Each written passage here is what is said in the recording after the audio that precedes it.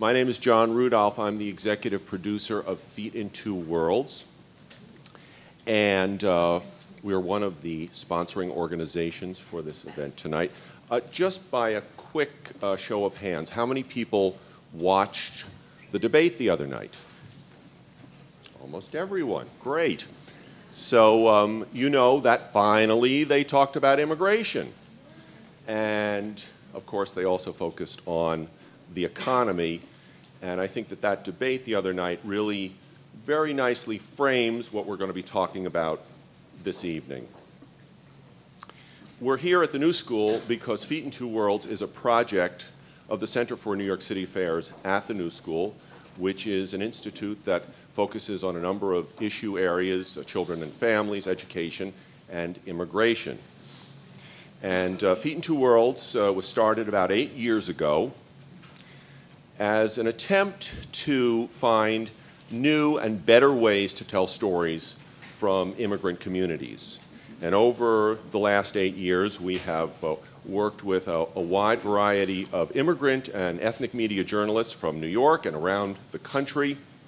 We offer mentorships and training programs and feature their work on our website, fi2w.org, and work with our partners in public radio to tell those stories on public radio.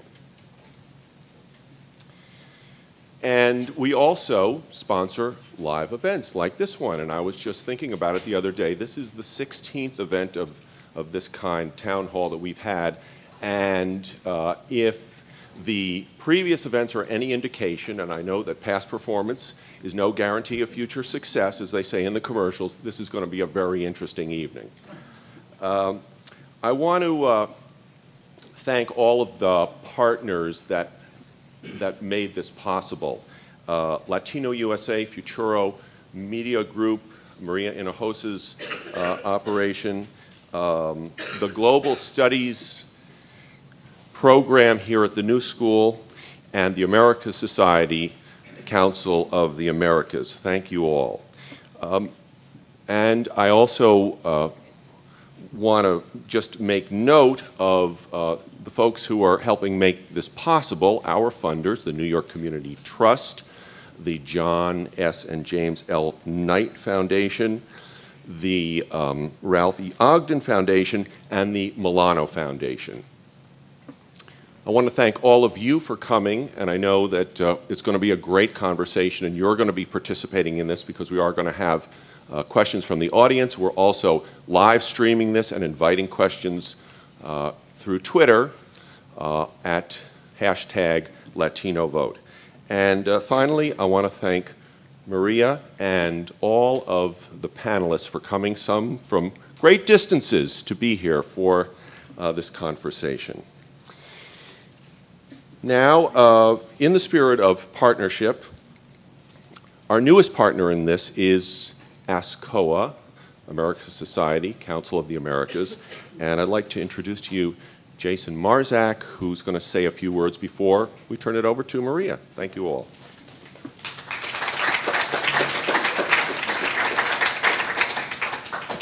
Thank you, John, and also thank you to Ali Delano from the Global Studies Department of the New School, who has worked with us over the years and made this partnership possible, as well as my colleague Ryan Berger at ASCOA. I don't see him right now, but Ryan is in the third row there, who's been working for the last couple months on making sure that this program happened. I also want to thank the candidates for organizing their last debate 2 days before our program. So it was great that they followed our schedule, and it was a very lively town hall that will precede our lively discussion tonight.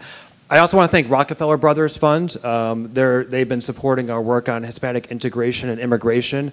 And also thanks tonight's moderator, Maria, who finally got to meet tonight, and look forward to working together in the future. And also our panelists, Chung Wha and Fernand and Mark and Jordan, many of whom we've worked with over the years. I know that you want to get to the discussion, so I'm not going to take too much time, but I think it's important to describe why we, as the Western Hemisphere's premier business organization and organization dedicated to education and dialogue across the hemisphere through platforms such as our magazine, America's Quarterly, are partnering in tonight's discussion. And I think it's important to point out that our partnership goes beyond just simply the interest in, hey, this is going to be a great discussion, great panelists, and let's get together. It's about the fact that our Latino population is increasingly playing, as we all know, an important and vibrant role in our country. And the policies that affect Latinos, including those policies aimed at immigrants, they all have important ramifications for achieving the individual and collective prosperity that we all want as Americans. And beyond our borders, the policies that affect Latinos also influence our overall hemispheric relations. So an important time with the American Society of Council of the Americas. And our leadership on this issue, our leadership in the hemisphere actually also goes to our leadership on issues of immigration and integration across the U.S. Over the last 5 years, through my colleague Chris Sabatini, Richard Andre, Ryan Berger, and others, we've worked in forging partnerships among business, policymakers, and community groups in new gateway cities across the U.S. Places like Charlotte or places like Nashville or Omaha or New Orleans, to further the integration and highlight the contributions that Latinos and immigrants overall make to the United States. And to move that forward, November 6th is a critical date for Latinos to exhibit their increasing importance in U.S. policy and in political discourse. In 2008, as many of you know, Hispanic voters were important to the president winning especially 4 key swing states, and are likely to again be critical deciders in the growing number of swing states this year. But what issues will drive the electorate? And another key question is, how can their power at the ballot box influence policies not only around the election, but actually between elections, including more sensible immigration policy? So with those answers and more, we couldn't have a better moderator for tonight to lead tonight's discussion than María Hinojosa, who, as you all know, is the president and CEO of Futuro Media Group and executive producer and anchor of Latino USA. So I want to thank her and all the panelists for tonight's discussion. And also, as you're listening to the discussion, there's live tweeting, as John mentioned, through Feet in Two Worlds, as well as through @ASCOA. So thank you again very much for being here and for participating in the discussion. And I would now like to turn over to María.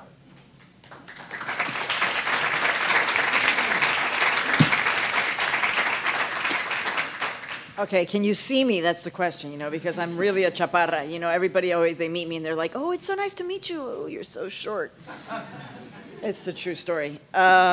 This is great. Some of you may know that I'm a little bit passionate about things. I don't know.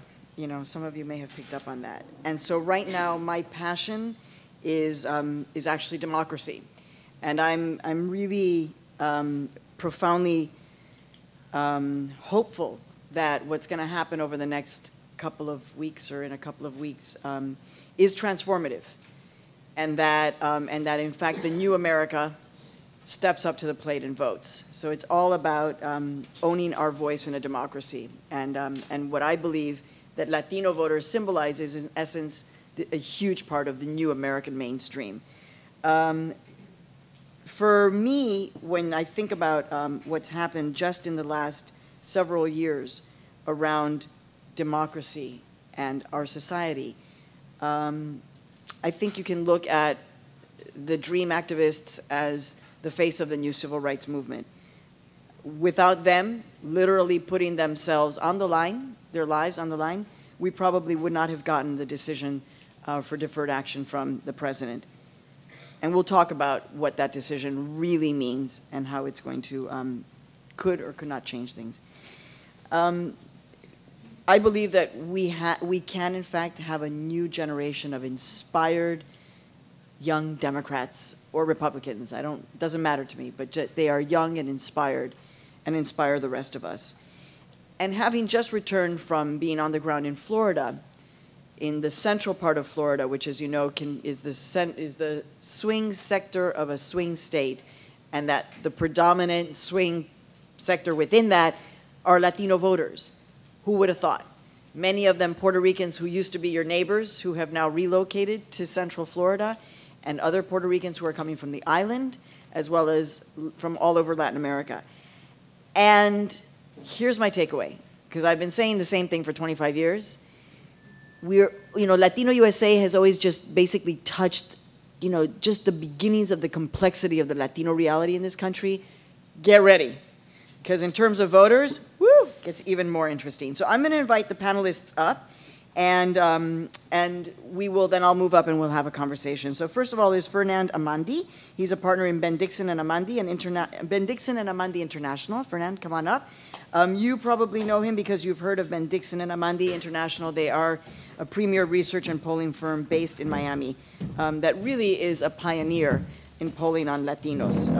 I mean, honestly, if it wasn't for Sergio Ben Dixon, I would not have known any polling going on with Latinos. So it's great to have you on the panel. Pleasure, thank you. Chung Wha Hong, where are you, Chung Wha? There you are, is the executive director of the New York Immigration Coalition, an umbrella group of nearly 200 membership organizations. Come on up, Chung Wha. That helps foster immigrant leadership and advocates for immigration reform. Mark Hugo Lopez is associate director of the Pew Hispanic Center. If you don't know about the Pew Hispanic Center, go on their website and find out, and get on their alerts because they send you amazing research. A poll that was just produced or released today is something that we'll be talking about with Mark Hugo Lopez. And Jordan Fabian is the political editor of the Univision News English language website. He's now a frequent guest on Latino USA and has been traveling around the country to cover this election season. We are taping this all. It's being web streamed and webcast and web this and that. And we're Twittering it, right? Hashtag Latino vote. And now I'm going to go and sit up there with my panelists because it's more fun that way. And then you can all see me. Okay. So actually, Fernand, let's start with you. Give us a kind of a numbers sense of the vote. I mean, it's hard to generalize when you're talking about the Latino vote because the geography, the backgrounds, but if you can kind of paint a picture for us, and then we're going to drill down a little bit more. But what's the biggest picture takeaway that we need to know about the Latino vote in 2012? Well, I think in some of your comments in the beginning, you said everybody's looking to see if this is the election where finally Latinos exert their power and their influence and have the impact on the election that everybody's expecting. And I would argue that, well, yes, I expect that to be the case, but it's already happened. 2 years ago, the last cycle, 2010, this is a story that is in political circles, but really rather underreported. Because of the Latino vote, the Democrats were able to hold on to the control of the United States Senate. 2 Senate races that were targeted for flipping seats, one in Washington State, the more famous one in Nevada, where Senate Majority Leader Harry Reid was targeted and just millions of dollars thrown at him.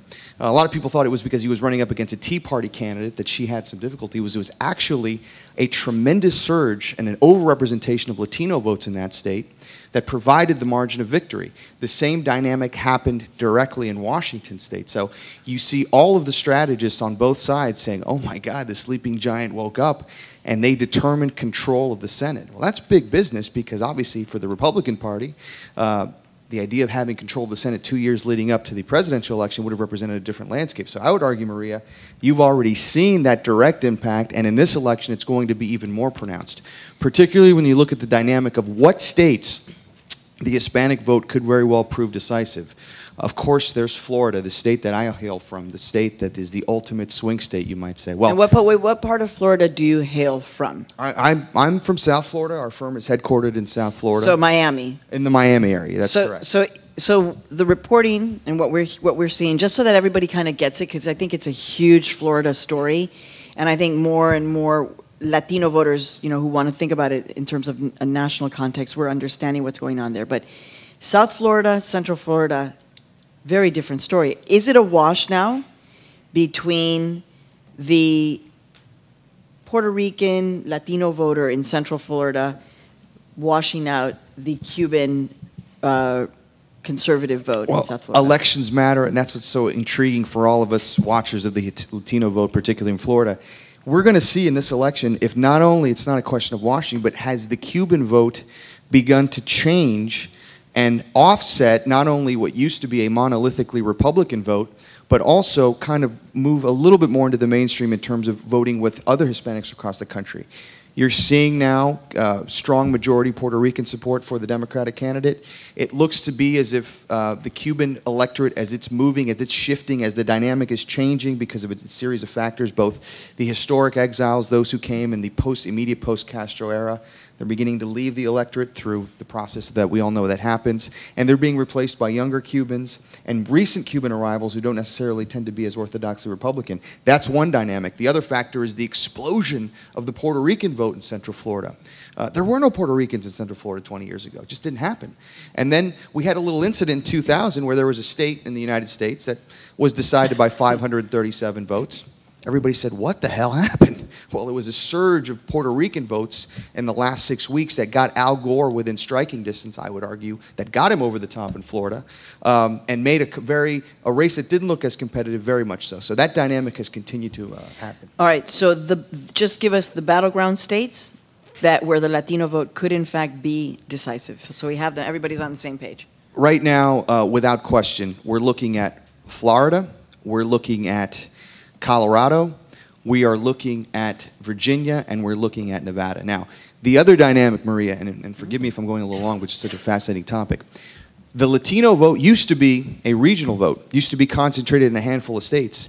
This election, as the census showed in 2010, is the first election where the Latino vote is now exerting itself in a great variety of states. It's a national vote. So if the margins are very close, particularly in states like Ohio, states like Iowa, states like North Carolina, if we're talking about a margin of less than 2% separating the winner from the loser, the Latino vote in those states could also make the difference. Okay, so Chung Wha, you have spent your entire professional life seeped in the realities of immigrants in New York. So what's your sense in terms of these voters who value immigration as an issue?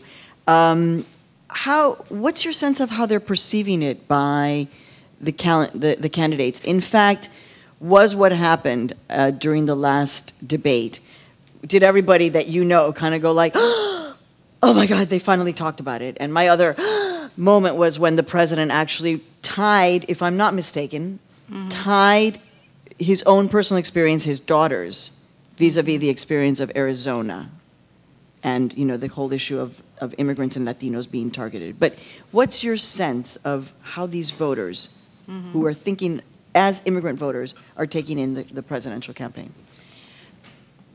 First of all, the New York Immigration Coalition has a big campaign called Immigrants Vote. It's a multi-ethnic voter education, voter mobilization campaign that includes Latino organizations, Asian, Eastern European, and so on. And I just want to recognize one of the groups participating. Some of the groups are here who are leading this campaign. Valeria Chavez from New Immigrant Community Empowerment, and there she is. And there might be others here. So. First of all, I think it's tremendously exciting that Latino population accounts for half of the United States population growth in the last decade. That's the bigger context.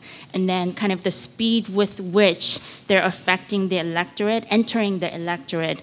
Every month, 50,000 Latinos become 18, being added to the electorate. And on the one hand, on the other, there's again, hundreds of thousands of immigrants who become naturalized. There's 8 million immigrants who are eligible to become naturalized right now. And so kind of the dynamic nature of the growth and the entrance into the electorate, I think it's super exciting.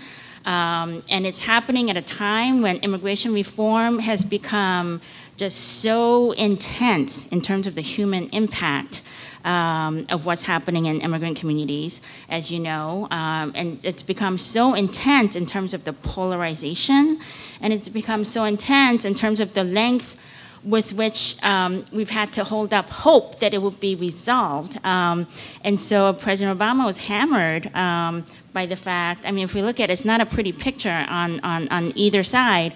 The president has, on his side, not having had resolved immigration reform in his first year, having had deported over 1 million immigrants, the highest number ever under any presidency, having had deported 46,000 parents of children expanding, police programs started under President Bush on the one hand, and then Romney, on the other hand, has on the record opposing the DREAM Act, the one issue that has 90% Latino support, 90 plus, and also vast majority mainstream support. He's on the record saying he, likes parts of Arizona, and I think the president did bring to light some of the information that I think the mainstream Americans don't know. So I think the issues are, there. And I think the big challenge is going to be who, in the end, is going to motivate the Latino voters. Okay, so then before we move on to Mark and talking about the economy and Latino voters, have you sensed, though, this, is there un sentimiento de rencor, where Latino voters are like, I voted for him, and he didn't deliver, and I'm really upset. And so, I know I was hearing that a little bit before. As we get closer, is that still there, or is there a sense of, okay, I got to go out, and even though he didn't deliver and he has deported, but he did deliver DACA? I think the deferred action, which is providing relief for Dreamers, which is up to 1.4 Dreamers, I think was pretty pivotal, because what it did was it allowed the president to change the narrative from just saying, well, I wanted to do immigration reform, but Congress wouldn't let me do it. That just didn't go over. The finger pointing during election time is just not going to go over, right? Like, what is this, what can you do?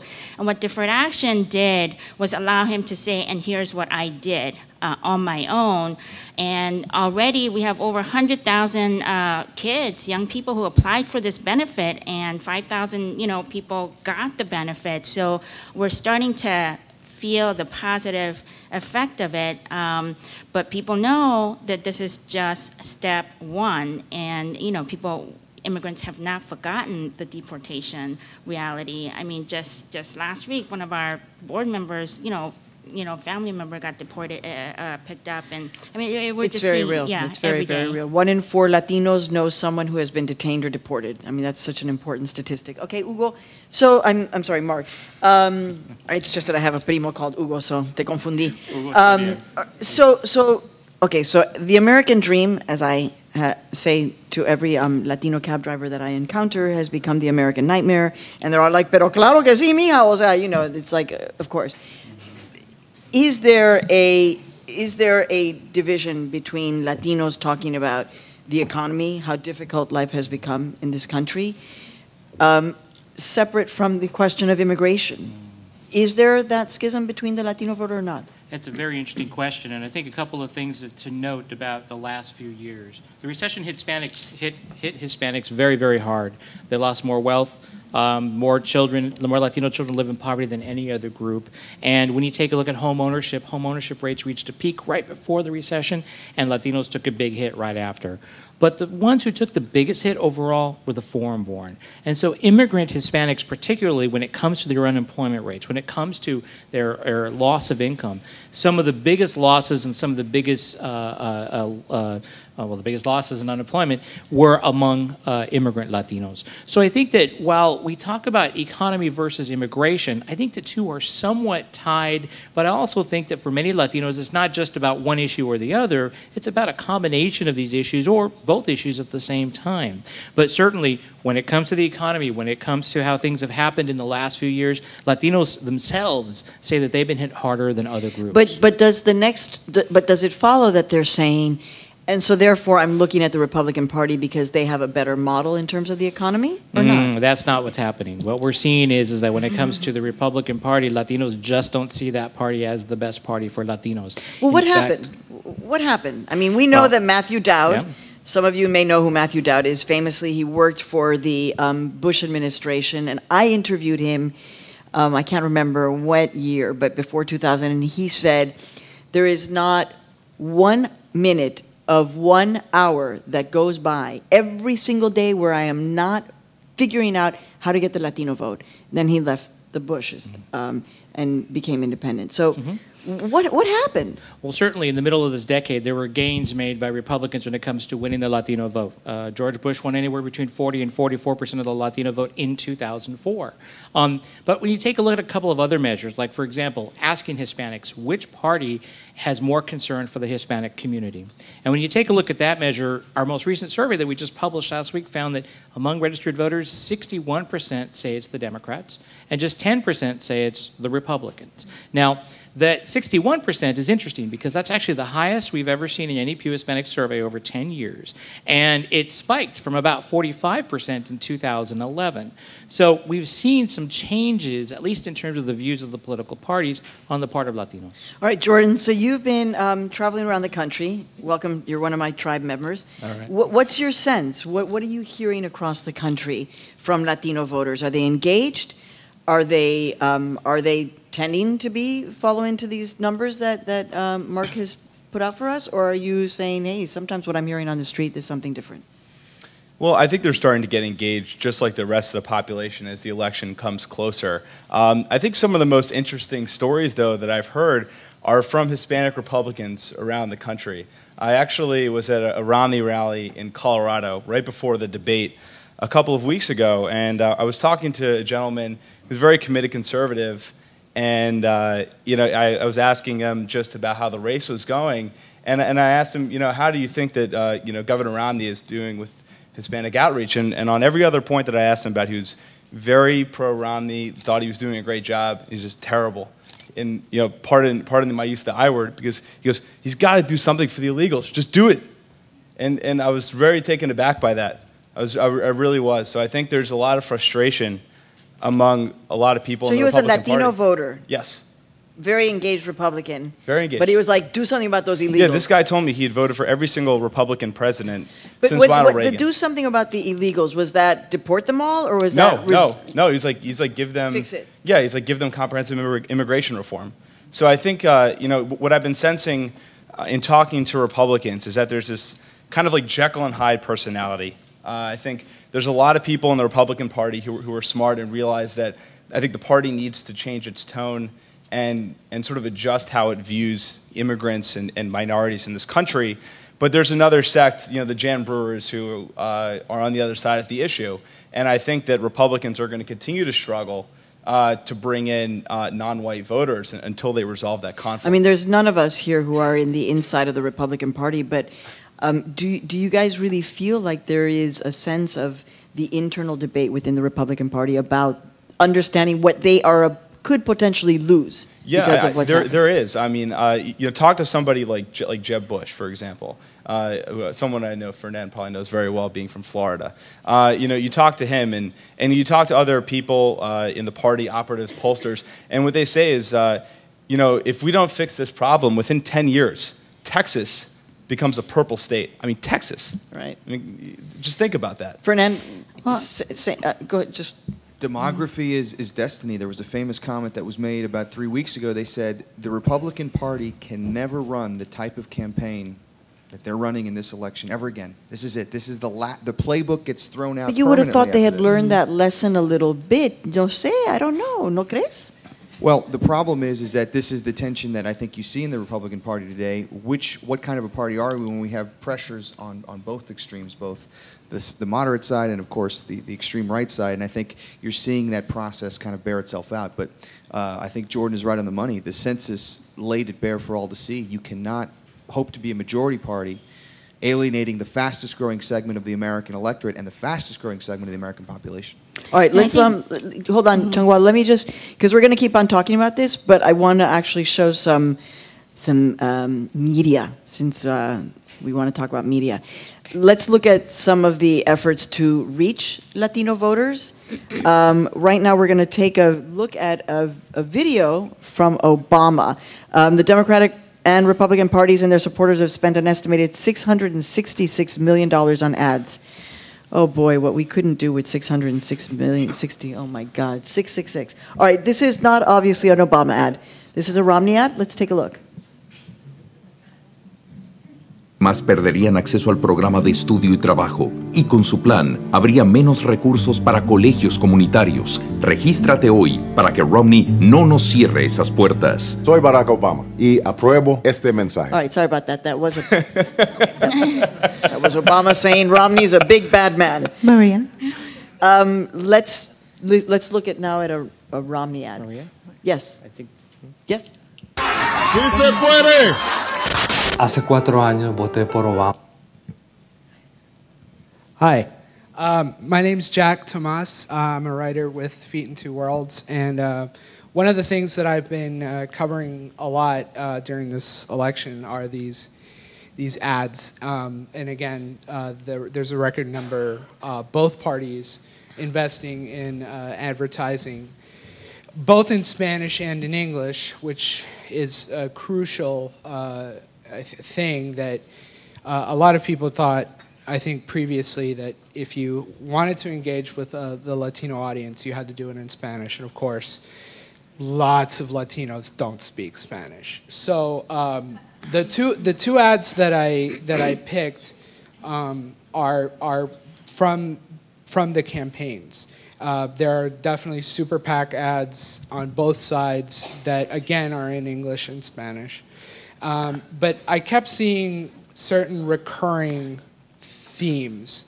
And briefly, this is a Romney ad. It's called Ya No Mas. It's sort of a play on Yes We Can. And one of the ways that he's tried to capture some of the vote, and as you guys mentioned already, is disillusioned Obama supporters who voted for him in 2008, but he didn't deliver. So we'll just show this real quick. And by the way, I'm sorry, Jack Tomas is a columnist for the Feet in Two Worlds website. He's been blogging about the campaign ad, so sorry about that, Jack. ¡Sí se puede! Hace 4 años voté por Obama. Creí en lo que me decía. Nos dice muchas cosas bonitas, pero luego se olvida de nosotros. Obama no tiene idea por lo que estamos pasando. Se ve buena gente, pero eso no nos da trabajos. Promesas y nada. ¿Para ti han mejorado las cosas? Para mí no. Yo al señor Obama no le voy a dar 4 años más. Soy Mitt Romney y apruebo este mensaje. I think that's a very good ad, actually. No, it is. I think that's a very good ad. It definitely is a good ad, but that's sort of the thing that he's talked about, and one thing that he never mentions in any ad is immigration. Right. So. I will tell you that the one thing that when I was in Florida, the ad that was getting a lot of play on English language was the 47% ad of the Obama campaign, just hearing his words, Romney's words. Many, almost all the Puerto Rican voters who I met in El Viejo San Juan, having a cafecito, were all brought up the 47% comment. All right, so thank you, Tomas, for that. What do you think? I mean, have the parties learned the lesson that actually reaching Latino voters, it's maybe not the smartest thing to be doing this in Spanish? Or are we still going? They haven't learned the lesson. No, I mean, you've never seen an ad aimed at Latinos in English. This is what I do, Maria. As you know, I'm working with Univision and ABC in launching a new media outlet that's targeted toward Latinos in English. And everything that I write about, all the ads that I follow, because I'm trying to look at things from the Latino perspective, they're all in Spanish. So I don't think the campaigns have really taken a serious look at that. And maybe they think with the limited resources they have, it's not something that they ought to invest in. But I would argue that within the next couple of years, it's something they're going to need to start thinking about soon.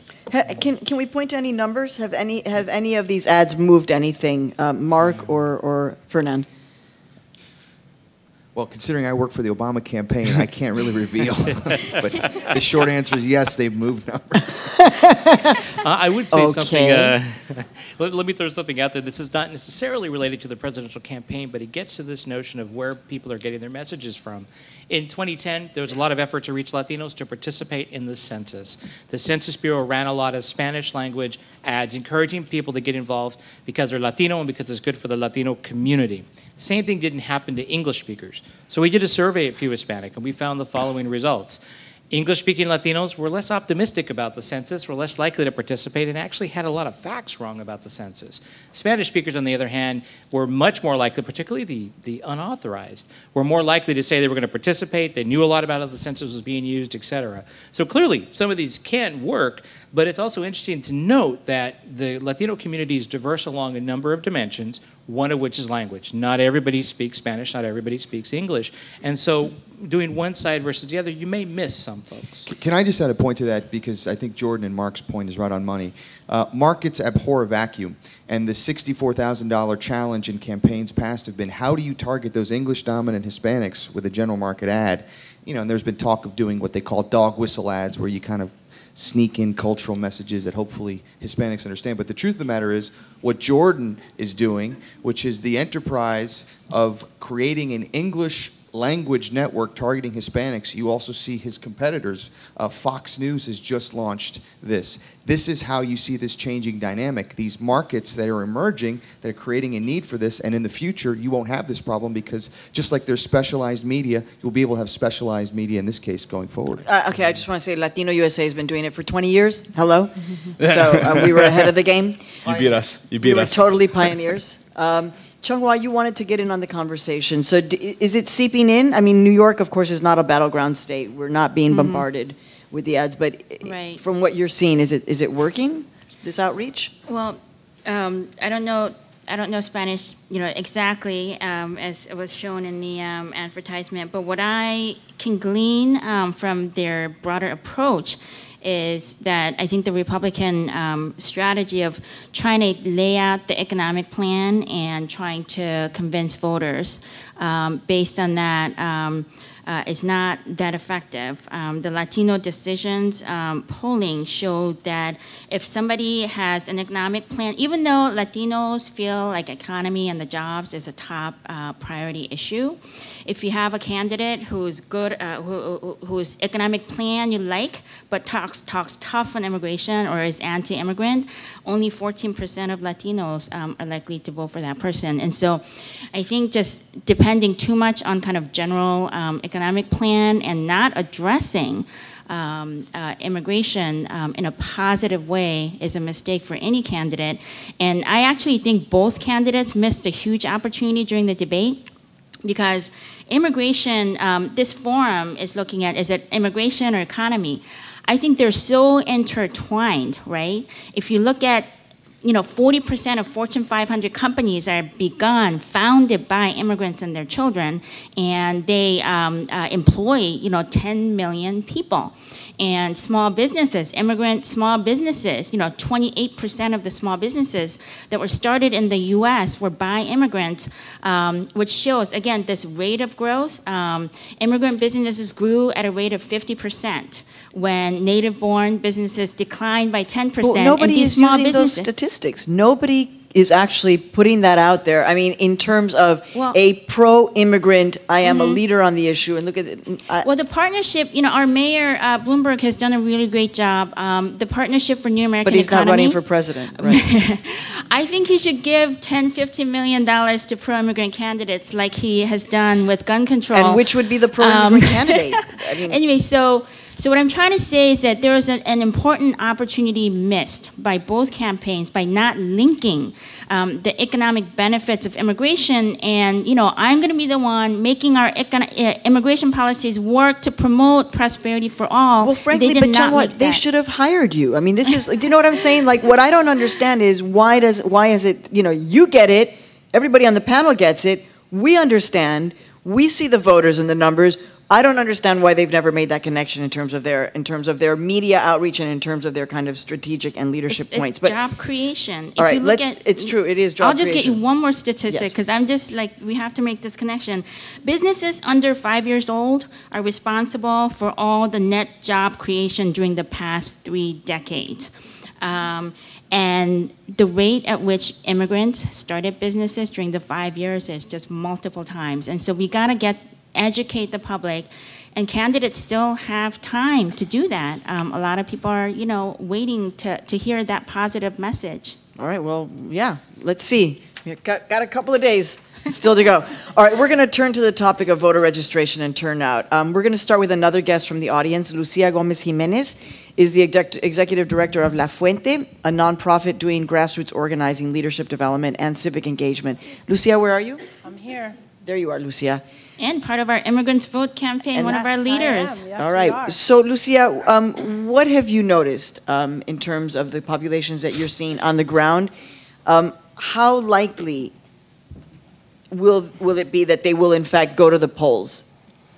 So I think it's been very rough, I think in New York State in particular, because there's been already 3 elections this year, and there's been a bunch of negative information in regards to turning out for some of these really contested, heated congressional races that we saw in June of this year. And so I think in New York State, it's become very difficult in terms of telling people, yes, turn out, it's going to make a major difference, turn out. People have also been waiting because there's been districts that no one's communicated with them all year because there are not contested races in many parts of the state of New York, and therefore no one's communicated with them.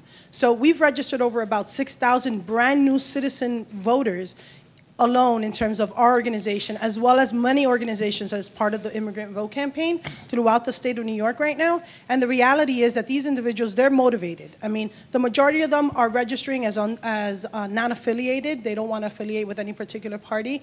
They're actually really happy that they became new citizens, and the likelihood that they're going to turn out is very high because new citizens tend to turn out, at least the first time around, much higher. The problem is going to be whether or not they're going to turn out next year in terms of the local races, and that's our major concern, is maintaining that continual relationship with them throughout. In New Jersey, the dynamic is a little different, though, because what we've seen in New Jersey is people are really just annoyed at both parties, and they really tend to see, well, it's not going to make a difference. And we did notice a different attitude towards registering them in New Jersey outside of the courthouse versus being inside of the courthouses, which is a different dynamic. Individuals on the outside, they're really not feeling that their vote is going to matter. And a lot of it has to do with New Jersey or New York not being heated locations. We've seen a level of sophistication and their understanding of the politics right now and the policies.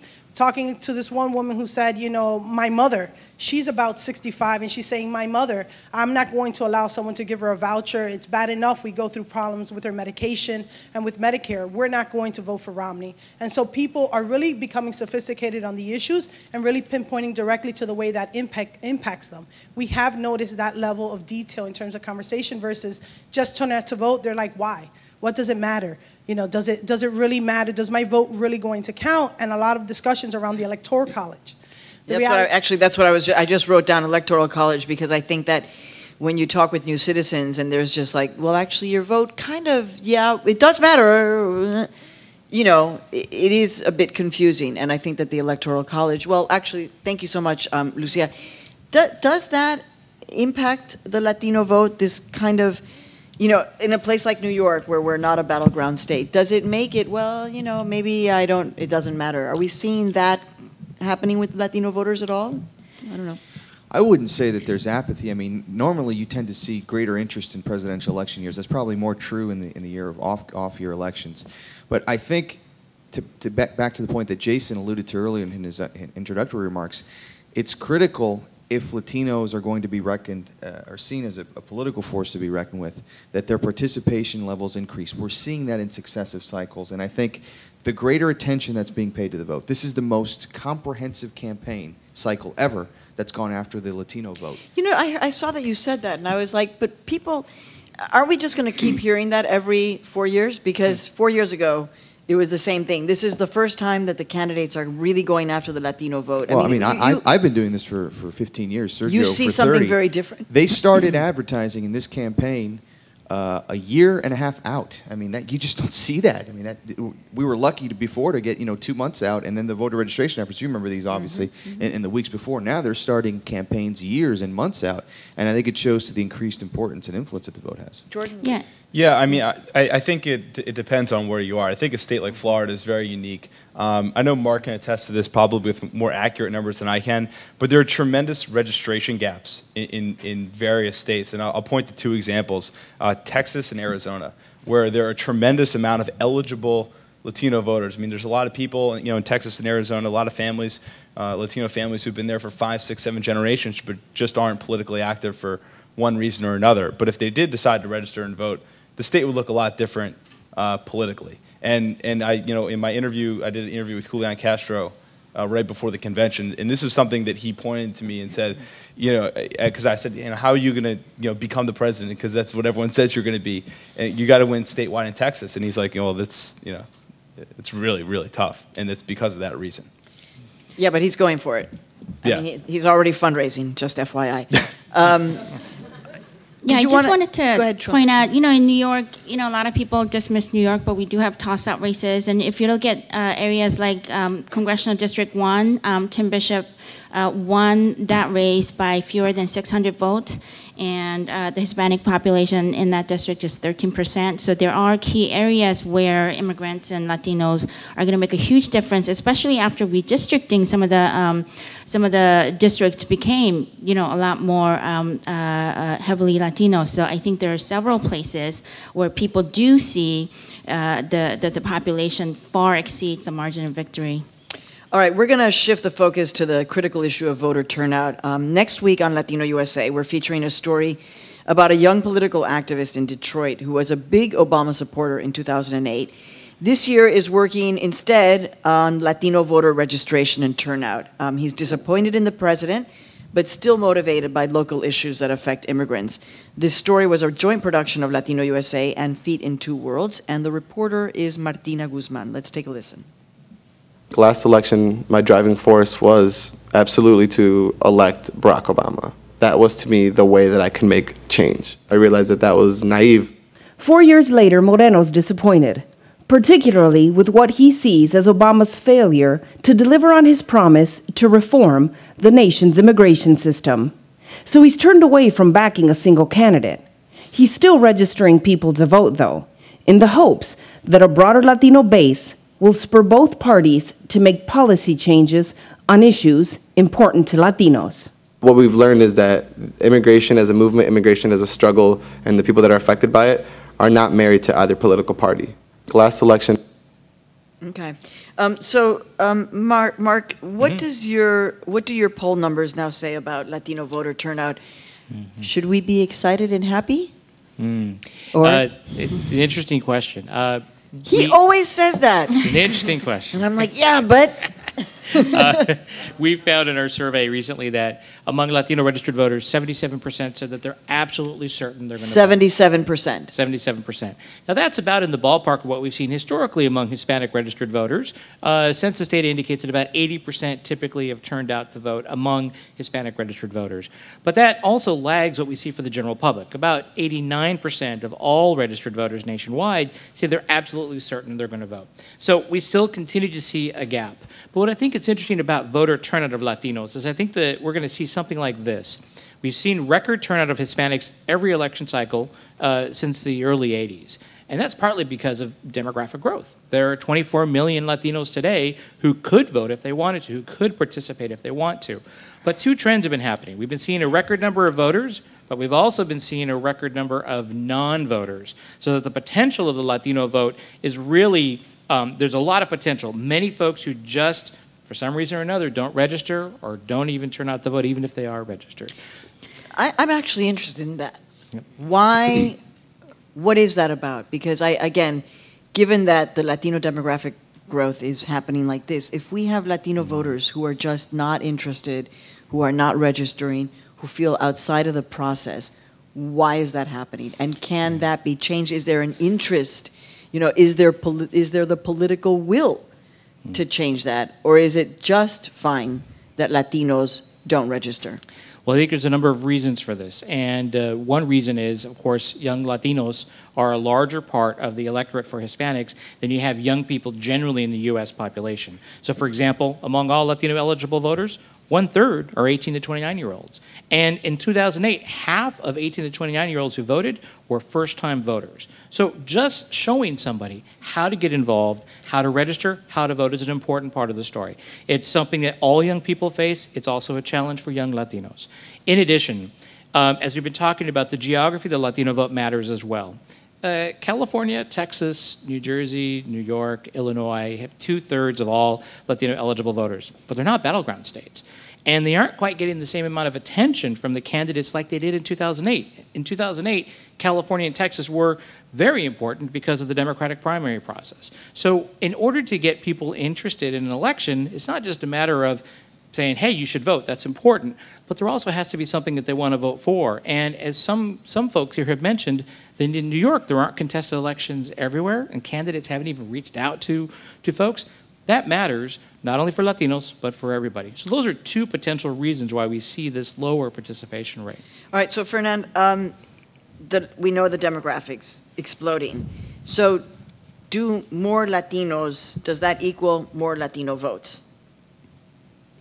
Does it equal in the future? Absolutely. I mean, I think, again, you haven't historically seen the level of attention paid to this segment of the electorate that you're beginning to see now, and you especially have seen in the last 4 to 6 years. So with the commensurate attention is the phenomena that Mark talked about: more interest, more cultivation, more turnout, more voting in higher numbers. And I think you're going to continue to see that forward, especially if, as a lot of people suspect, in this election, the Latino electorate proves to be one of the decisive votes. I think it will further underscore not only the consciousness politically, but the consciousness within the community itself that says, hey, we have some power here. We have the ability to help elect a president of the United States, and that feeds upon itself. Right, but we're also getting mixed messages. I think that, this is what I call the U.S. Mambo: 3 steps forward, 2 steps back. We love you, we hate you, stay, go, speak, don't speak Spanish, don't speak Spanish. It's very, very confusing. Which one is it? Right? I mean, I hate to break it down on partisan lines, but I think there's a clear distinction between how one of the parties is viewing the Latino population in this country and how one of the other parties is kind of engaged in an internal struggle to do so. This last administration, I think you saw the first appointment of a Supreme Court justice of Latina descent. You've seen record numbers of appointments in the U.S. cabinet. You've seen a greater number of political appointments and a greater number of political participation when it comes to the population, and obviously the cultivation and outreach. And if, as expected, President Obama is able to win the lion's share of the vote as he does this time, I think you'll see the shift that Mark and Jordan and Antoine talked about earlier when it comes to going after this vote in a specific way. And I just want to add, I think one of the decisive factors in turning out the Latino vote is the field operation. Our Immigrants Vote campaign has ambitious, door-knocking field operation, and that has shown to increase turnout rates by 14%, according to research that was done by CUNY. And I think what we're seeing, one of the big differences between this year and 4 years ago or 8 years ago, is the stronger capacity and infrastructure in Latino and immigrant communities to really mobilize a vote, and I think that's really critical. We see, and when the investments are made in communities to mobilize a Latino vote, we talked about Nevada before with Senator Reid. That was a Latino labor alliance that basically got him elected. Colorado, so the infrastructure and the capacity in Latino communities has increased, and if the community kind of third-party, nonpartisan community infrastructure is supported and invested in, that is going to increase turnout exponentially. All right, so Jordan, the U.S. Mambo thing, right? So in Florida, there was a very confusing moment in terms of, can we vote, can we not vote? The whole question of voter suppression, voter ID.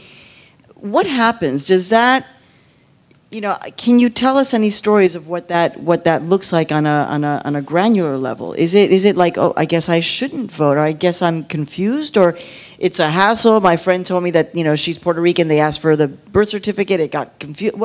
What's the sense of this voter suppression or voter ID and how it's impacting the Latino vote? Yeah, I do think it's a factor. There's two elements, I think. One is actually, I think in Texas they were trying to pass a voter ID law, and one of the arguments they made in court against it was that you need a photo ID, so you need to get a driver's license or some kind of a document but there were no offices in a lot of Latino-dominant areas, and a lot of people didn't have the means to travel 60 or 70 miles or the time to get off of work to do it. But I think the broader sense, though, is what you're tapping into, is that the sense of suppression. Well, do they not want me to vote? There was actually a billboard in Ohio that got a lot of attention this week in the news, and it basically just said, voter fraud is a crime that carries a penalty of 3 years. Just put that out there, and it was only in a lot of minority neighborhoods. So I think when you see something like that, what state was that in? It was in Ohio. It was in Ohio. Wow. And so I think when you see something like that, it's not necessarily that they're physically restricting you from voting, but I think you get the sense that, am I doing something wrong? Like maybe I could be accused of fraud if I, Right. lost my Social Security card and suddenly I'm asked for it when I'm voting and then... But there's another thing. Beyond the voter ID, though, I think that's one element that taps into this whole sense of disillusionment that you're talking about, along with the deportations and everything. And I think that's what really presents a challenge in this election is I think there was such a high in 2008, and I'm getting the sense just from talking to voters when I go around that there is a sense of disillusionment from for one reason or another that really makes organizers have a really difficult job. Mark, did you want to jump in before we go to this Yes, clip? I wanted to jump in about voter ID. So we asked Hispanics in our survey, how confident are you that you have the identification you need to vote in your state this year?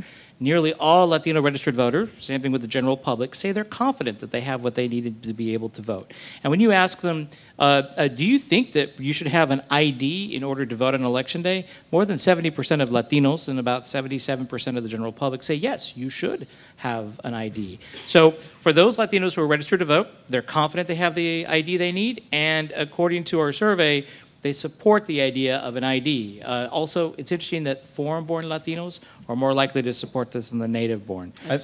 But nonetheless, this is something that we found, and it's something that's consistent across a number of polls. We're not the only ones who have found this. It's something that you see of all sorts of different groups of voters. All right, but given that I'm raising 2 kids, teenage kids, along with my husband, and what they're reading in history books, it's not as if there is a massive educational conversation about, let's talk about what the poll tax means, right? So if you ask people, should you have an ID? Yeah, I think you should have an ID. That doesn't mean that there should be an extra requirement and understanding what a poll tax and understanding the history and, all the blood and guts that were spilled to get the vote, right? And I don't think we're necessarily taught that in the schools. Okay, so I've been talking a lot about Florida. So we're going to show you a little bit of a clip from our piece that runs tomorrow night on PBS on a program called Need to Know.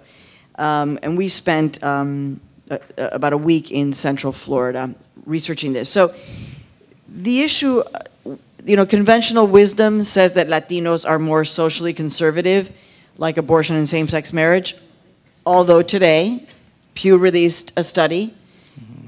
Give us the headline of the study, just in terms of same-sex, because we actually had to go in and change our script because of the Pew study. Oh, sorry. No, it's fine. But to be honest with you, I was uncomfortable about the wording because I don't necessarily buy into the notion that Latinos are that much more conservative necessarily. So give us the latest poll. What we found that more than half of Latinos today say that gays and lesbians should be allowed to legally marry. That's up from only about a third or just slightly more than a third that said the same in 2006. So there's been a change since 2006. All right. So what I found was a lot of the contradiction now with Latino voters is dealing with an issue that has not even come up, which is religion. So here's a young woman who essentially embodies the contradiction between her spiritual and religious beliefs and what she believes should be her political expression of those. Griseli Melesio Zambrano is a senior at the University of Central Florida in Orlando. She was born here in Florida. Her parents are Dominican and Venezuelan. Zambrano is a devout Catholic. She helps run the Catholic ministry on campus, and she believes deeply that abortion is morally unjustifiable. I was raised in a household where it was very real. It wasn't just something that was like, okay, we're pro-life. It was, these are human beings at stake, and you should be aware of that and do what you can to fight for that. So on that basis, Zambrano's clearly drawn to supporting Republicans. But she also strongly believes in what she calls the Catholic Church's mission of social justice, caring for the poor and the sick. She says that tends to draw her towards Democrats. How do you put those things together then? You're pro-life on the one hand, but very much social justice that's, you know, almost like the Republican and the Democratic side on opposite sides. Yes, absolutely. But in my head, it was always one central issue, fighting for people in the most general sense. So there was no disconnect. And I remember always being so confused as a child because they would tell me like the issues of the different presidents and I would be like, wait, tell me again, like the Republicans believe, wait, I'm like, there's not a box for me. Like, what do I do with that? So on the one hand, you're thinking you're pro-life, you've got to go Republican. But on the other hand, then I also look at once the child is born, are they being taken care of? Are their needs being met? And if you disregard that, then there's a huge disconnect. Because you kind of think that the Democrats or President Obama is more responsible in terms of taking care of the child. Yes, after it's been born, yes. Zambrano has decided, but would rather not say who she's voting for. All right, how many of you think that she's going to vote for Romney? How many of you think she's going to vote for Obama? Interesting. Well, statistically, we know that 74% of Latino women support President Obama as opposed to 61% men. And so I think it's, you know, you look at the debate, I mean, the whole debate was about attracting women, right? You know, a couple of nights ago, and so I think that has, you know, it's not just, I think there's a lot of, you know, binder full of, you know, women that includes Latina women. I think there's other points that affect, you know, multiple things are going to be informing women and Latinos and okay, so but let's talk about, before we open this up to our audience, and we also have, you know, some Twitter questions. I was frankly, I was surprised because the notion of religion and these kind of moral questions rising to the top in the choice over a presidential vote seemed to me like this time around it was different than the last time. And I wonder, how much are you sensing?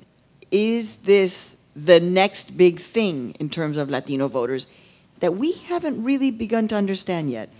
The evangelical, the Christian, many of the Latinos who we spoke to who were evangelical Christian were getting government support and knew that they should be voting Democratic, kind of because, yeah, they were voting Republican. In our survey that we released today, certainly there is a difference between those who identify as evangelical and those who are affiliate as evangelical versus Catholics. Catholics are overwhelmingly Democrat and have been so for a while. Among evangelical Hispanics, they're more split when it comes to voting for Romney or Obama. Majority support, 50% say they'd vote for President Obama, 39% for Romney, but that 39% is above the 21% you see generally for Hispanic registered voters. But two things are happening, I think, that are interesting. Immigration to the United States has really slowed. And immigration to the United States was constantly replenishing that Catholic pool. And so it may very well be that the share of Hispanic adults who identify as Catholic is starting to drop. And it's starting to drop for a couple of reasons. That decline in immigration, but also the entering into the pool of adults of young Latinos who were born here and raised here. And people who are born here and raised in the United States tend to be less religious than those who are born in Latin America. The second thing that's happening is there's been a growing share of Hispanics who identify as evangelical Protestant. So that number is also growing too. So there are some changes happening, some interesting demographic changes that are happening. If anything, that evangelical number is rising. Okay. Anything you want to add to that, Jordan, in terms of your on-the-ground reporting? Well, it's interesting, not necessarily just on the ground, but just from reading the studies that have come out, I think in general, even though I think Latinos have a lot of deeply held religious beliefs a lot of the time and deeply held moral beliefs. But I think more often than not, we see that those don't often translate into voting beliefs. I think in evangelical circles that might be different, and it's a small but growing group. But I think overall, I sort of get the sense that the two are divorced, and it's not. It's different than sort of the white evangelical conservative movement, where it's very much a voting issue. If I could just jump in, our firm has had the great honor and luxury of being able to poll and study in great detail and via focus groups and polling Latinos on these issues. We did a national study of Hispanic attitudes towards the issue of abortion, and a national study, the first study actually, of Latino attitudes towards LGBT issues. And one of the things that was interesting that we found is while the Hispanic population in this country have very definitive beliefs when it comes to these issues on either side of the equation, they feel that the government should not take a position on these issues. And just to underscore the point that Jordan made, you don't tend to see Hispanics voting on these issues. In fact, there's almost a sense that this is not appropriate. It's not appropriate for a political conversation. It's not appropriate for political discussion. And you're seeing the consequences of that at the ballot box now. Interesting. I mean, also just thinking about the fact that Mexico City, of course, has gay marriage and is a very, very gay-friendly city. And so that there is also a sense that, in many ways, Latin America is ahead of the game. Also, I think one of the changing factors is that will conservative religious groups, like the evangelicals, really come to the forefront on the conversation about immigration and immigration reform, social justice issues from an evangelical perspective? Are you guys sensing that? That's what I think is like the next big thing. Yeah, I mean, you had people like Richard Land. I mean, you had evangelical leaders have come to the fore to support immigration reform in the last few months, which is a pretty interesting development because it's sort of, it's a wedge between them and the Republican Party. It hasn't really, I wouldn't say that there's evangelical leaders who are abandoning the Republican Party or conservative movement over it, rather that they're trying to, change the party internally, saying, these people are coming in and, we want to welcome them into the fore, and we need to change our attitudes on that. They've been very effective. I think Latino evangelicals are able to give the cover that the Republican, minority, moderates need right now. I went to an evangelical gathering, and it was just so, the fervor in the room, and they were saying faith and justice walk together, and it was the entire room. There was just not a doubt that immigration reform is a direct reflection, and that's how one of the ways that they're just, defining justice. And I think if the moderates, I think what we're seeing in the Republican Party is that we get like separate messages coming from different people. So Jeb Bush says something positive, Norquist says something positive, Rubio says something positive. There's no one who is organizing all those voices into an organized movement within the Republican Party, and that's why they're not able to leverage. Right now, they're not more than the total. I mean, Karl Rove, right?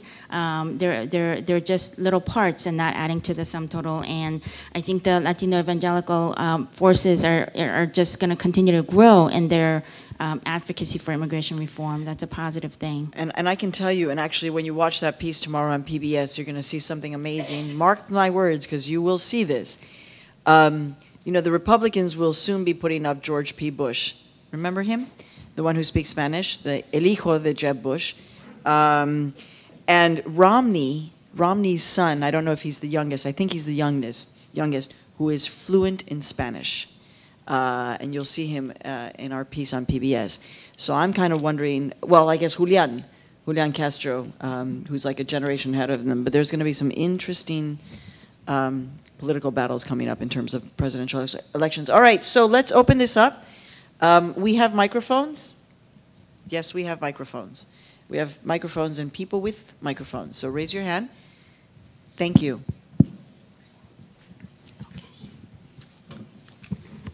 My question is, I came here specifically tonight to ask this question. As an advocate of the Dreamers, I've marched, I've lobbied in Albany. And I have also supported them in their hunger strike with Senator Schumer. I was elated to hear about the DACA action, and as a participant now, I'm an immigration practitioner doing DACA. We were excited. They started out coming in their hundreds, and now we have 3 sessions, and it's down to under double figures. We gathered from them, from the kids, that their parents are afraid. They're not, I don't know if it's a distrust of the government, or have president, well, president who claims he'll be the next president, has promised to defer, repeal the action, the DACA action. Have you, in the sense, throughout the Hispanic community? And I just noticed that only 750 where it was, only 754 applications were done in, I saw it. Yeah, into the mic. It was in Utah. So what's your question? My question is, there seems to be some fear because the kids are not responding to the DACA action. That is my problem. Right. Are their parents so mistrustful of the government? What if the system changes? They have all that information about their parents, and has anybody asked anybody in the Latino community as to why this is happening? I thought the figure was 2.1 for the dreamers, and so far, according to Chung Wha, it's what, only 100,000 and 5,000 granted. Why aren't people not taking advantage? So it has been said, you know, and it was even mentioned here, that the decision from President Obama on deferred action for immigrants under 30 is the highlight of the moment of the game changer for Latino votes.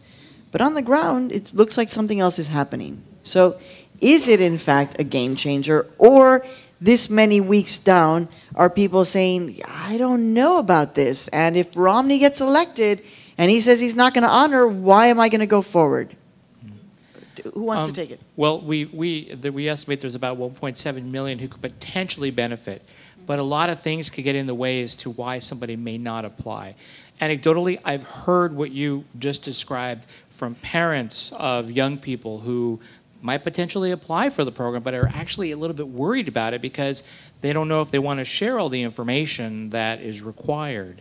In terms of our survey, we asked whether or not people knew somebody who has applied or was going to apply. We found that 30% of Latino adults said that they knew somebody who might or has already applied.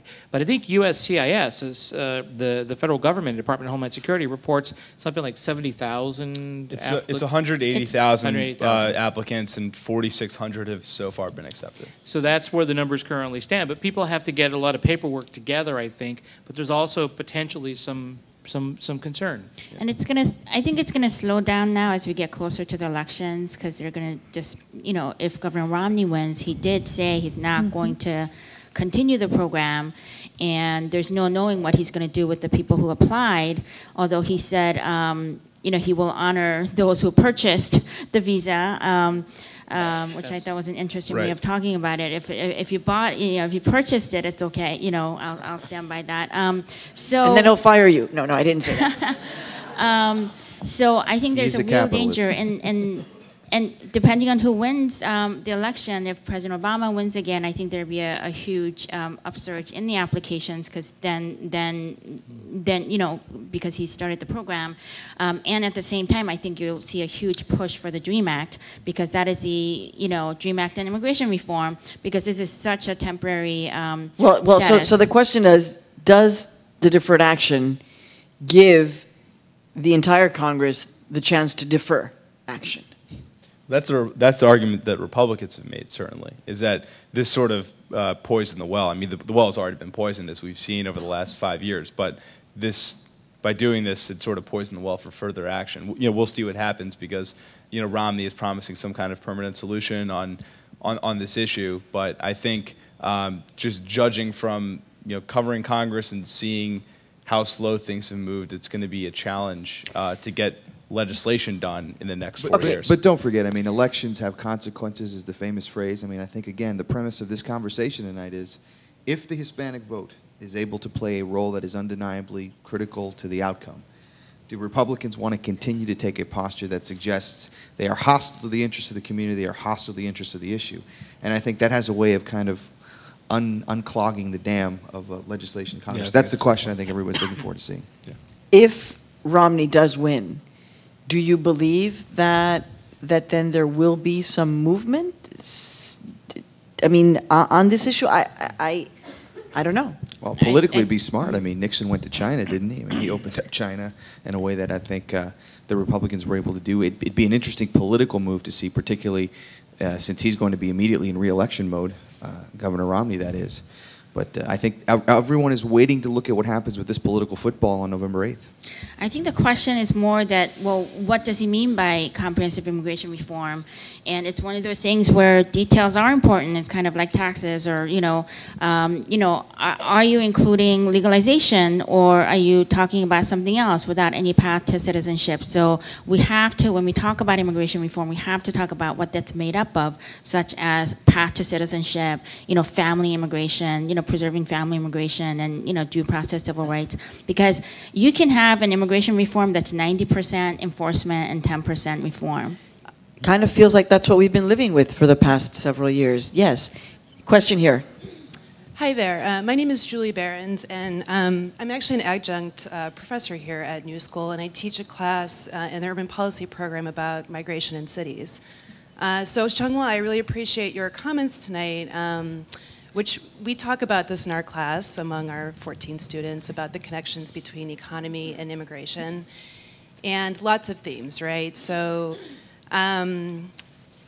specifically, I want to get to this issue, and my question is about connecting immigration issues with larger issues that are just impacting everyone in the community. So, for example, I know at the local level, increasingly there's dialogue about access to affordable and safe housing. This disproportionately impacts immigrants, it disproportionately impacts undocumented, but this is an issue that's important to everyone in a community. And I think that regardless of who wins this election, if we want to move forward, it's more than just the Latino vote, it's more than just the immigrant vote, it's more than just immigrant advocates. We need that larger middle class that have common concerns and common issues with immigrants in this country. And so what I haven't heard at the national level, and perhaps those of you who work at the national level can help us understand if this is even being discussed, where is the effort to try to connect immigration to larger issues impacting everyone who lives in this country? So far, I've only heard across the board is, fear from the middle class, wanting to reach the middle class, scapegoating illegal immigrants, and no real sort of response that tries to tie all these things together into a broader discussion. I think you put your finger on it. I mean, as someone who has studied the issue, I still to this day cannot understand why they haven't directly linked the economy and the economic consequences of immigration to this country. What has changed the game, if you want to look at it from that perspective, is globalization. Immigrants come to this country because there are jobs here. Jobs act as a magnet, which has an impact on the quality of life, on the cost of goods and services. And the message that the immigration, on one side or the other, are sending is, to some folks, is we don't want you here, go away. And guess what they're doing? They're going away. They're looking for other countries, other places where there are opportunities. And I think when it costs $27 to valet park your car, when it costs, $400 to get a hotel room, when people are used to paying certain prices because we no longer have that as an option in the future, that'll very quickly change the dynamic. There was the famous case we saw in Alabama where they passed legislation saying all immigrants are outlawed. Goodbye, go home. What happened? Half of the businesses in the community shut down. They said, no, come back, come back, come back. That was a case study about linking the issue. It's one that I think a lot of us are hoping to see happen because it's the logical one. But it hasn't happened. I mean, it's amazing to me. Like, just, Chung Wha, with the stats that you have right there, which I want a copy of, I do want to credit the Coalition for New American Economy. I mean, I could tell you, and I'm not a political consultant, as you know, but I already have the ad in my mind. I already know what it would say. It's got Juan Rodriguez, in the middle with Joe the plumber and, you know, Reggie the short order cook, and they've got their hands around Juan. You know, Juan's in the middle, and they're like, you know, regularize, I mean, I don't like legalize or regularize, but we'll figure out the word, you know, fix his immigration status so that our economy can go up.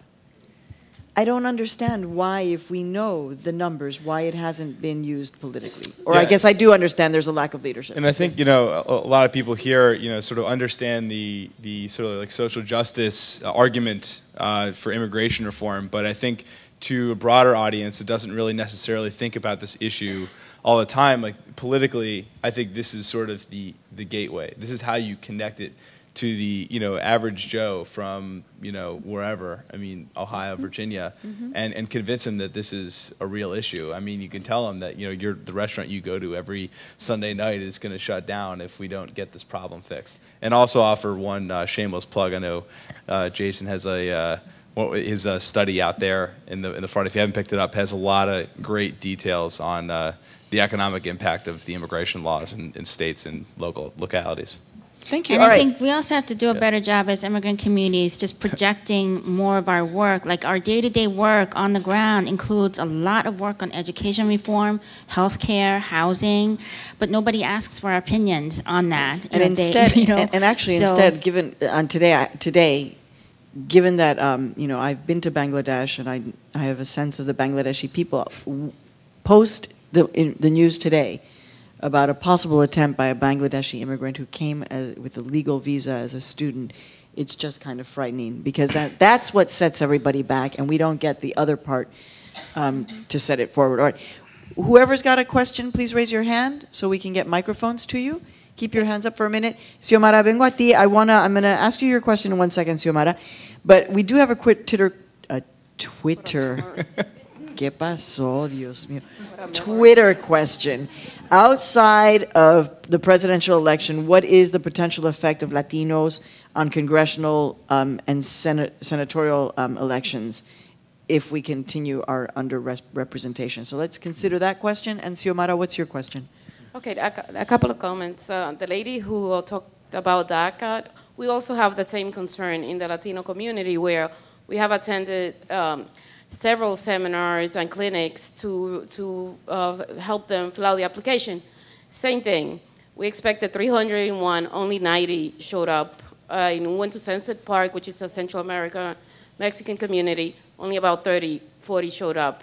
And this was through the church, where it's a trusting entity. So we also are concerned, and Congressman Gutierrez, I attended a forum where Ms. Hong attended. He said, what did we do this for?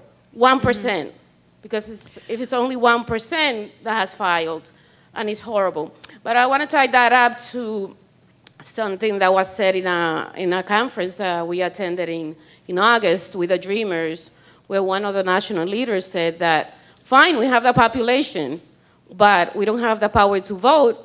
Our kids are dropping out at such a high rate that usually education, lack of education, we probably will not allow you to vote. You will not vote because you might end up in prison and so on and so on. Right, that's my nightmare.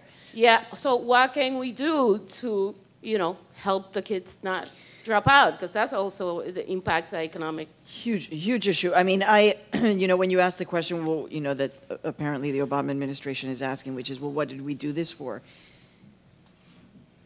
If you create fear across the board, there will be fear across the board, and there will be distrust. And so the problem at this point now is that this culture of fear has gone so deep that to take it back is going to require a tremendous amount of effort. But I think that's part of what your question is, Xiomara.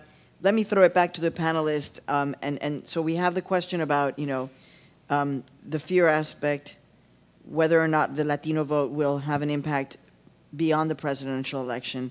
And I'd love this Twitter question from Sarah Kate Kramer. Is there any sign that Latinos have changed affiliation because of Obama's broken promises, or is that a GOP pipe dream? So, a couple of questions on the table. Who wants to jump in? Let me take the last one. and I try to look at this very objectively based on the data, but yeah, it's a GOP pipe dream that they're changing affiliation. Sure, there's a sense of, I think, disappointment that he wasn't able to get a comprehensive immigration bill through, but one of the things that the studies, both the public studies and other studies suggest through and through, is that Latinos say over and over again that the economy is the most important issue in the United States, far and away, far and away.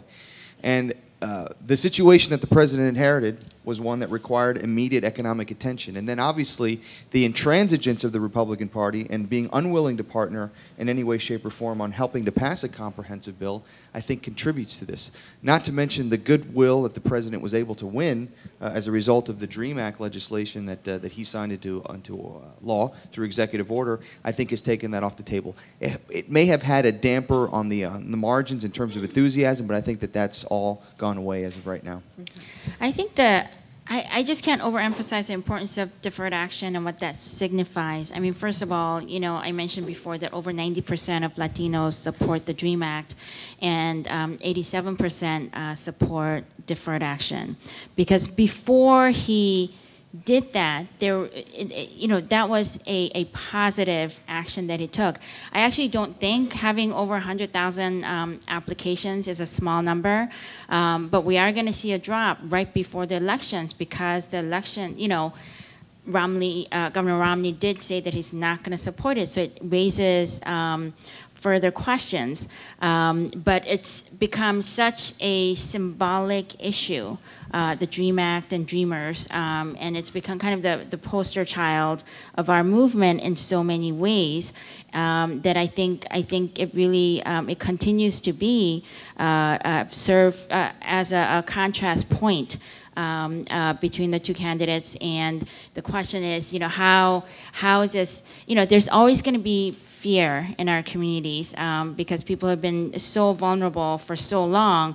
But I also see, you know, once people, I mean, this is such a close election. I mean, I think people feel the power of mobilizing for their votes. I'm actually very hopeful that people are going to turn out this year, and deferred action was another sign of how people mobilizing to demand change could lead to. It's a small victory in the big picture, but it was a victory, and so I think that does. Well, let's remember, from my understanding, how it happened. You started to have young dreamers who, like the face of the civil rights era or movement, whether it was suffragettes or whether it was African Americans, they were prepared, in fact, to lose everything. And they were going into Obama campaign headquarters and taking over the campaign headquarters.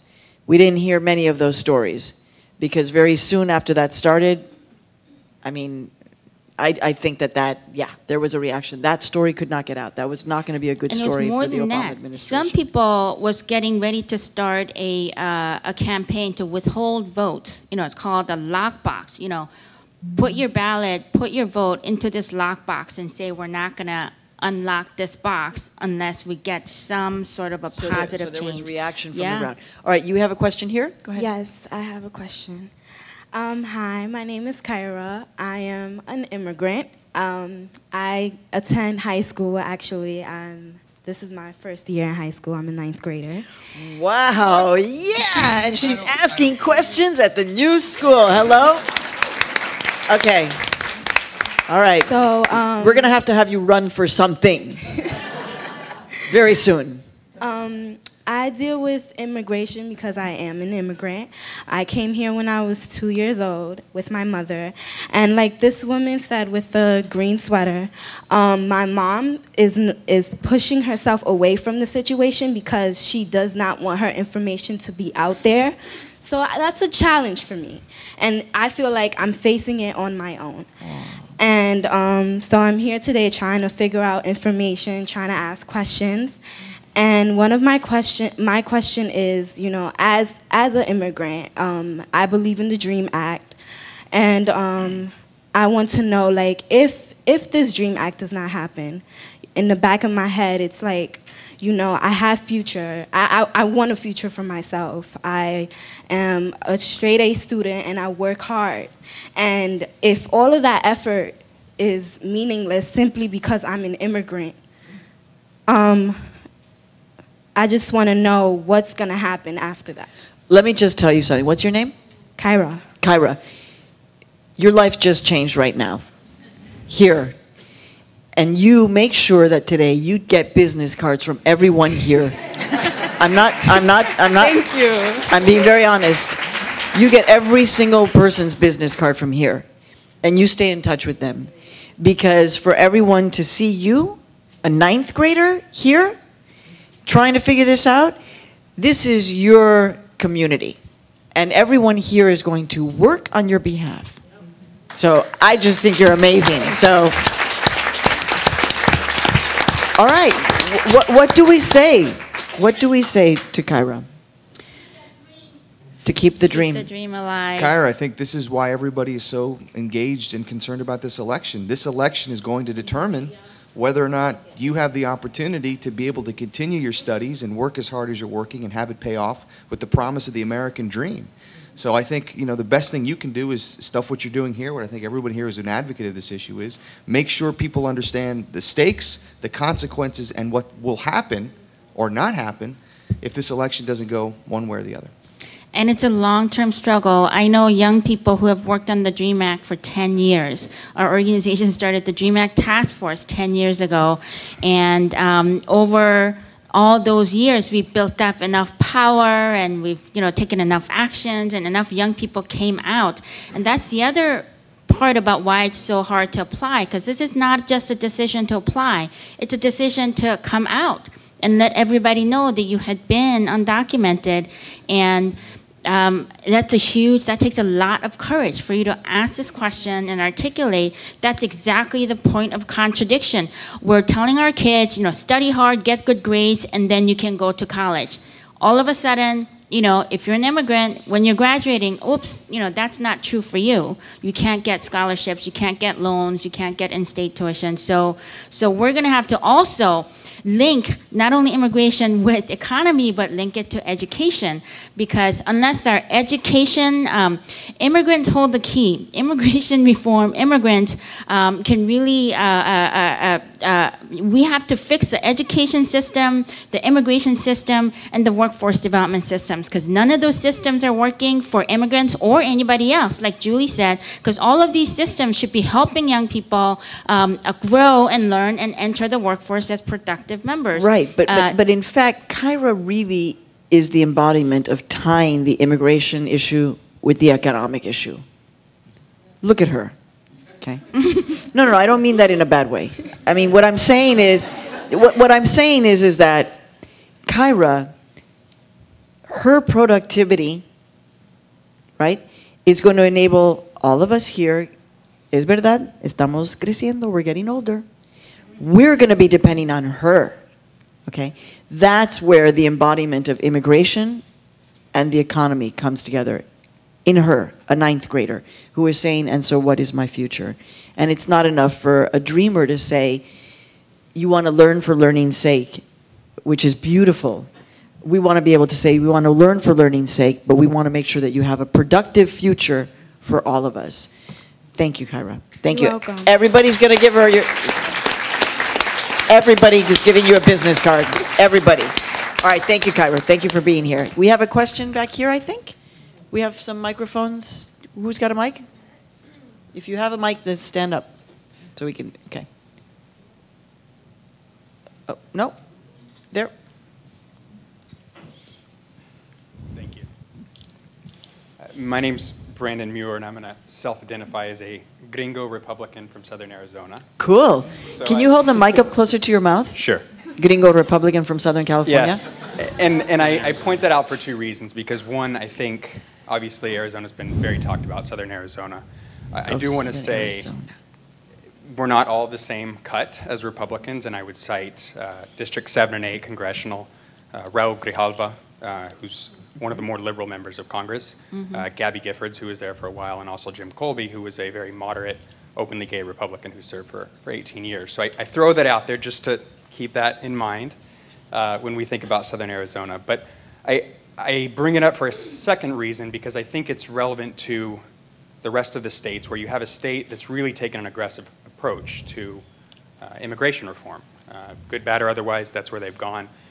I see that a lot of other states see it as sort of a third rail issue, that they won't touch it, and I would argue that it's because there's fear of losing the issue to the detriment of we need to solve this problem. But guess what? If we get the legislation wrong, one, are we going to tell Latino voters never look at Republicans again for 100 years? And so I think a lot of the fear around the issue comes from that there are very serious consequences. So can I ask you, as a Republican who's clearly engaged... On behalf of all Republicans. On behalf of all Republicans,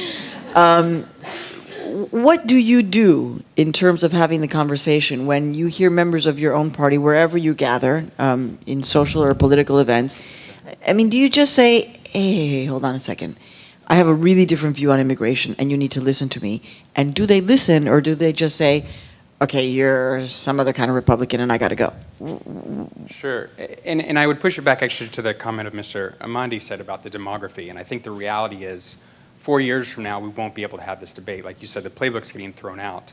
And I think there's been a lot of just fear of looking at the issue. It's either better to not touch it and kick it down the road so we don't lose this election because of this issue.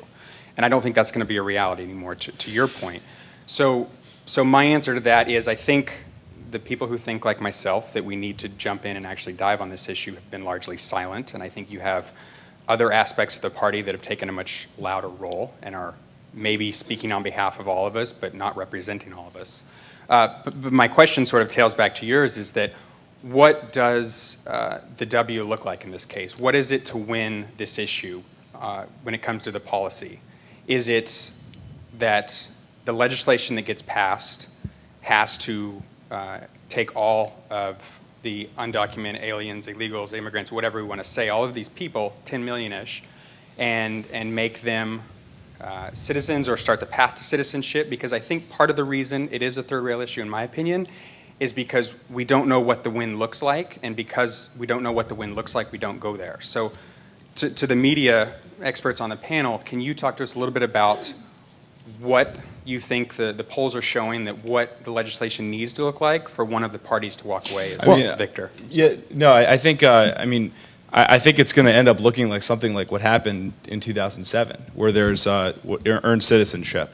But beyond that, I think the first step for Republicans needs to be a sort of a good faith effort to actually get something done. There can't be sort of a fear of the final result. There has to be some kind of outreach. I had Al Cardenas, who's a very, very smart guy, Republican from Florida, tell me we have to take this issue off the table because we will never be able to sort of gain the trust of enough Latino voters unless we actually engage on this issue. So whatever the final bill looks like, there has to be I guess, a movement within the Republican Party to say we need to actually get this done. And I think some people are starting to do it, like Senator Rubio, but they're not enough. And like you say, there are very loud voices within the party speaking against it. So I guess my advice to you is if you want to see something done, I would get loud about it. He was pretty loud. That was pretty good. Yeah. Did you? You raised a very interesting point. What does victory look like? How do you define success? And there's a school of thought that says the thing that held up the comprehensive bill in 2007, led by the Bush White House, the famous McCain-Kennedy, was that perfect in that case was the enemy of the good. A lot of people in the immigration rights movement said this bill is just BS. The community doesn't want this. This is not a path to citizenship, which is immediate. And we actually did a poll, interestingly enough, during that situation where we asked the undocumented. It was the first poll ever done of the undocumented. We actually had to do it door to door and figure out a neat way of getting them to admit to pollsters that they were undocumented. What was fascinating is they didn't want a path to citizenship. They just wanted something that said, hey, you're here. It's okay that you're here. We're going to give you something. And if you need to leave at some point or come back, you're going to be okay. It wasn't this necessary perfect solution that some folks, frankly, in the immigration rights community were pushing for.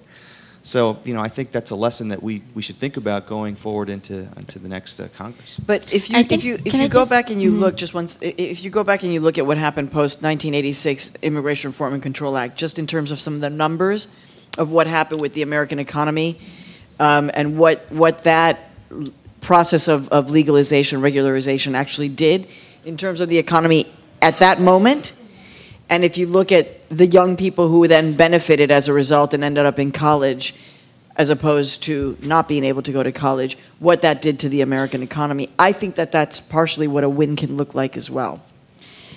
And the other, this isn't just about immigrants. I think even though, let's say, hypothetically, everybody agreed to some sort of a legal status without path to citizenship, the problem with that is we also don't want to create a two-tiered society because if we make the immigration system into a two-tier system where if you don't have full citizenship, you don't have the same rights, it just starts this race to the bottom. And so I think I think immigration reform and what it looks like has to be based on substantive fixes of where the system is not working.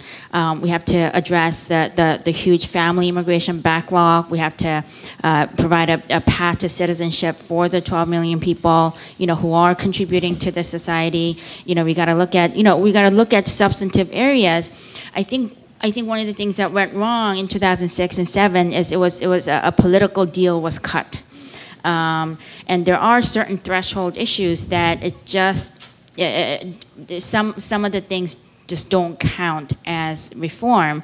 That is not to say, I'm not saying we should always hold up some sort of a perfect bill, because I think in the end, what the process looks like, I don't know what the final bill will look like. The process is going to look like all the stakeholders coming to the table and basically, President Obama or whoever is the president, the leadership that we're missing right now is the leader should convene everybody and say, all right, you are the stakeholders.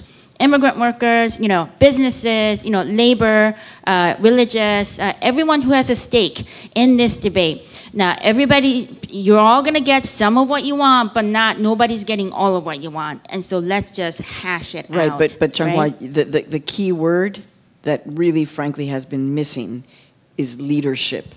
Leadership, yes. and groundbreaking leadership, because when we're talking about substantive fixes, when you start saying, and we have to deal with the family issues, and we have to deal with the dreamer issues, we have to deal with, it is created, what has been created because of the decades of inaction is going to take so much time to fix. But okay, we're thinking positive tonight, the glass is half full.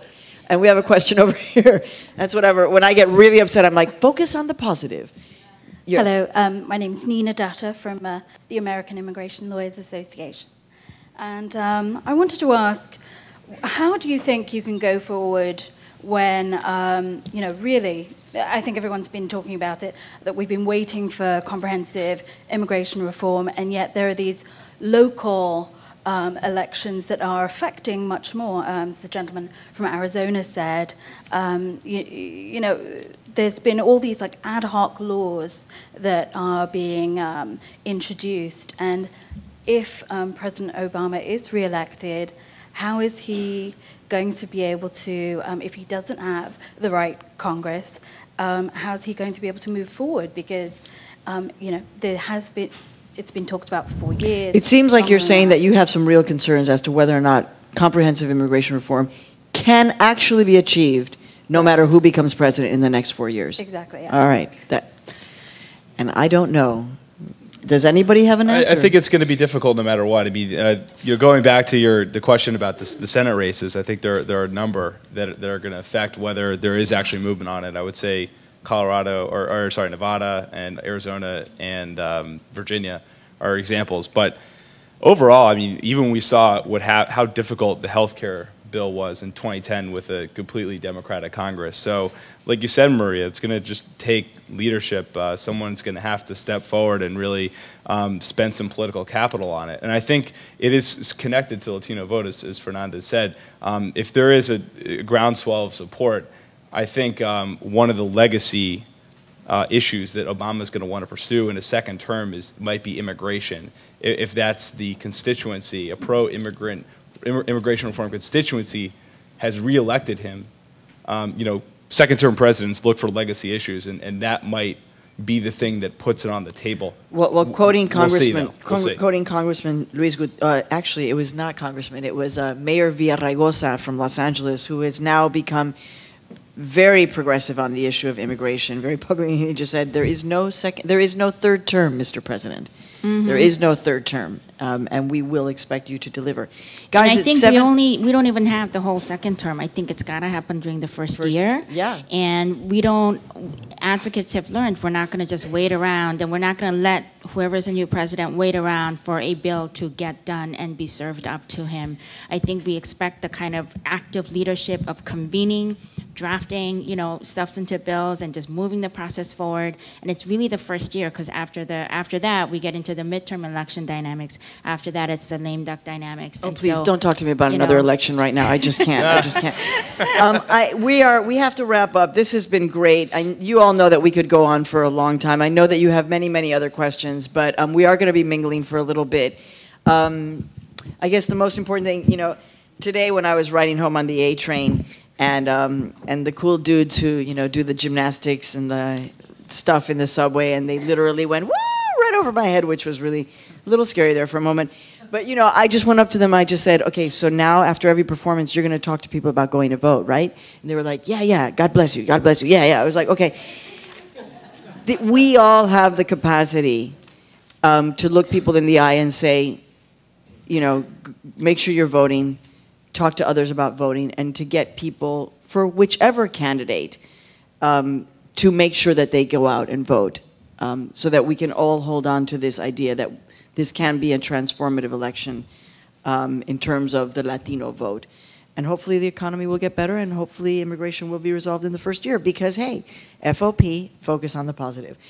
Chung Wha, Fernand, Mark, Jordan, all of them have been wonderful. They are so busy. The fact that they made time to be here is extraordinary. Thank to all of you, to the New School, to Futuro Media, to the America Society. This is great. Make sure you all vote. Thank you. Thank you very much.